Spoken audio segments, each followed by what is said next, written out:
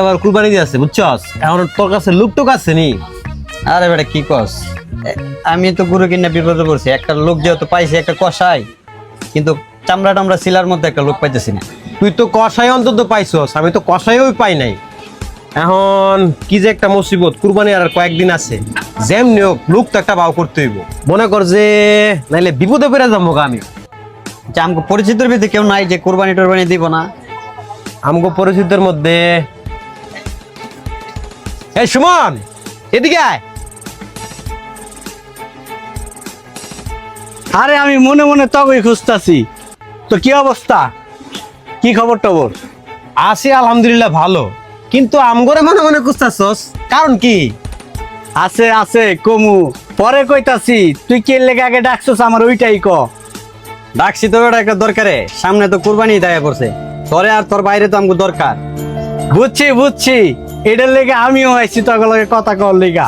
যাক ভালোই হইছে। তাইলে তো কথাবার্তা ভাঙ্গা নেওয়া ভালো। আতার গো একটা গরু আছে, আমগো একটা গরু আছে, তুই আর তোর ভাই ঈদের দিন সকালবেলা আয় পড়বি, দুটা গরু মনে কর ছোলাই বলে ক্যাটাকুটা দিবি। মাংস তো আমাদের একটা ইনসাফ আছে, হিসাব করে দেমনে টাকা দেওয়ার লাগবো কত।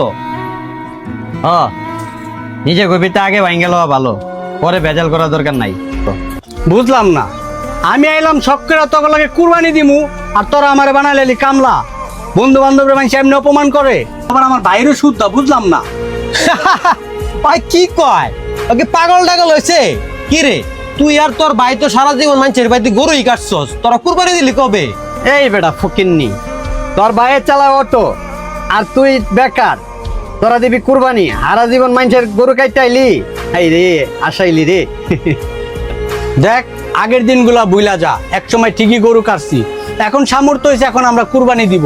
আমার বড় ভাই নিজে টাকা গুছাইছে কুরবানির লেগা।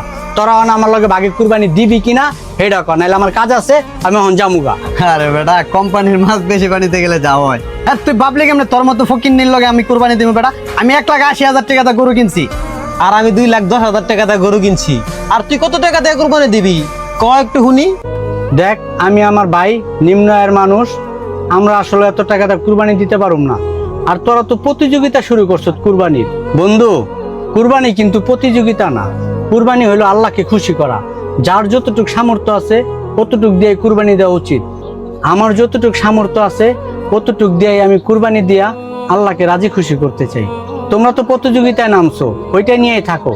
আমি আমার সামর্থ্য মতো একটা লোক গুছাই নিব, তার সাথেই ভাগে কুরবানি দিব। আসি বন্ধু।